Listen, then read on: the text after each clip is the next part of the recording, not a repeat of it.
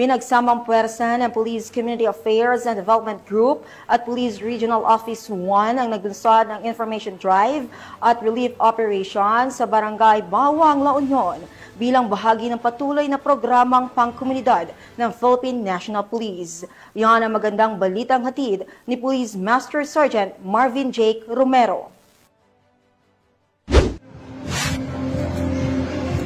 Isang matagumpay na information drive, awareness campaign at relief operations ang sinagawa sa Bawang North Central School o Sports Complex sa Barangay Central East, Bawang, La Union.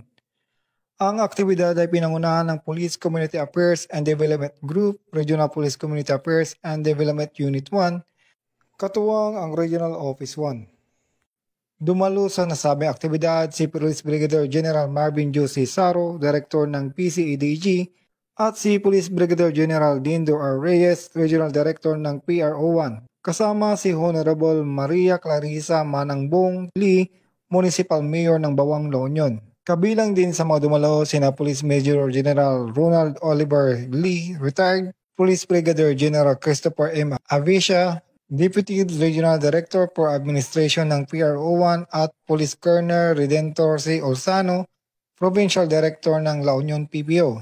Layunin ng programa na palawakin ang kamalayan ng publiko sa mga isyong pangkapayapaan at kaayusan sa pamamagitan ng information drive on crime situation updates, anti-illegal drugs, anti-terrorism, at anti-misinformation and fake news campaign.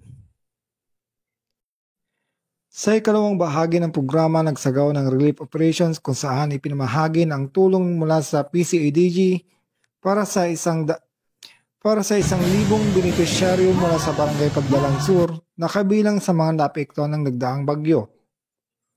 Isang malinaw na patunay na ang aktibidad na ito ay patuloy na pagtutulungan ng PNP at lokal na pamahalaan sa pagpapanatili ng kapayapaan, kaligtasan at malasakit sa mamamayan.